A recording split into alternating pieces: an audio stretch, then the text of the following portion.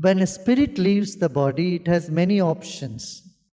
One is it leaves from the mouth. You see, when people die, first their jaw drops, and then the prana can escape through mouth. Normally it happens to many people through mouth, or the prana escapes through anus, the anal point. They pass out gas as the last act of their life. Apanavayu. For yogis, for meditators, prana usually the eyes go up like this, and then the prana escapes through the third eye. Third eye point, from the eyes. Many people it happens. When someone has lived a good life, usually their eyeballs roll and the prana escapes through the eyes. Normal, natural death. And then there are others for yogis for whom the prana escapes through the Sahasrara, Brahmarandra. In India, there is this thing, when the cremation happens, the son or daughter, they come with the stick and then do Kapala Kriya. They break the skull of the corpse while on the cremation, saying that if there is something held up there, let it open up. That is the idea. Means one should complete. When the prana escapes through the top of the head, then that life is complete. The death is complete. That means life is complete. But a yogi can leave his body on his will, sitting in meditation, and willfully can exit through the third eye point. So death is simply a transition from one body to another body, from one life to an eternal life. You leave the physical body, but you move away with your subtle bodies and the causal body. And the subtle body, if it is filled with all sorts of different impressions, those impressions cause our next life. If the subtle body is filled with only light, there is no impression, then it merges with the causal body. And causal body is the body of bliss. And if the question is, will that person also return? Yes, it is possible. But that person was merged into the causal body. Will he return? Yes. By divine will, that person can return. You are not compelled to return. You can return if you want to. But if your subtle body is filled with impressions, cravings, aversions, and you are set to come back, you are bound to come back, you have no freedom there. But yogis, they have freedom. Because you are exiting this body in a blissful state, in a state of contentment. Let's keep it as simple as that, contentment. See, a person who is content, how nicely they go to sleep, and when they wake up also they feel very happy. Right? Look at the children. They have had their milk, they sleep, they wake up, they are happy. So you are not going to bed, you are not going to bed with some incomplete agendas. And that is where this knowledge helps you to know that there is nothing that you need to hold on to. All is done. This is done, this is done, this is done.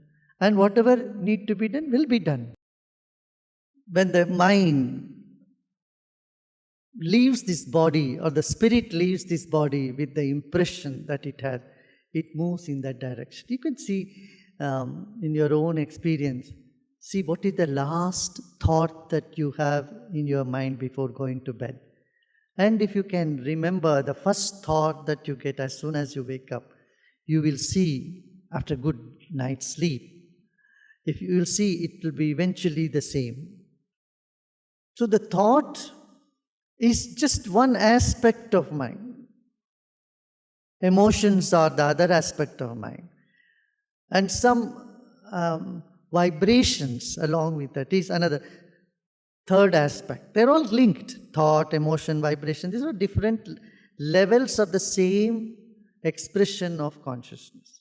Now when a person dies, or dies means leaves this body, how he should live, when he thinks of me, whatever he thinks, that is what he assumes, that shape. The mind assumes that shape. If you have been thinking some vulgar things in your mind all through, when you die, only that will come to you. But if you are habituating to think about the being, about the self, about the emptiness deep inside, that's what the spirit will assume. So what you need to do, sit and say Om. Om is the nearest syllable to the infinity. All life, if you keep thinking about chicken poultry farm, you will land up in poultry farm, I tell you, in the next life. You'll find yourself inside an egg. So whatever you put your attention, this is what karma is about, Whatever you put emphasis, and that's what manifests. And so with whatever feelings or thoughts and sankalpa or intentions, you exit the body, and that's what you will attain, and that's what will be your next life. So it is important to keep your mind in this space more and more. See, you can't say all your life you will be goody and nicey and goody all the time. No. Challenges come, you get upset. It's all part of life. But at least before going to bed every night, don't think about all your failures. All our grandmothers have always told us, just before going to bed, say a prayer.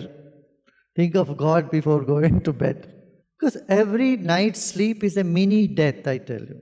And our subconscious mind records those things. And if you are very abusive, who use all the foul words, bad words, then your subconscious is filled with them. Forget about others, however the others are. But what you are, your consciousness is filled with all those filth. That is why Vakshuddhi, it said, your speech should be unabusive. Your speech should be pleasant. Satyam bruyat, priyam bruyat, na bruyat, satyam. All these wisdoms, you have heard. Speak truth, speak firm, speak nice. If we keep speaking hurtful things, well, tomorrow somebody will throw that same thing to us, because it's going to come back to us. Whatever we put out, that's what is going to come back to us. So, as far as possible, keep purity in speech and in action. And now, how is it possible? It's not really possible in the world. To whatever extent it is possible, you practice it.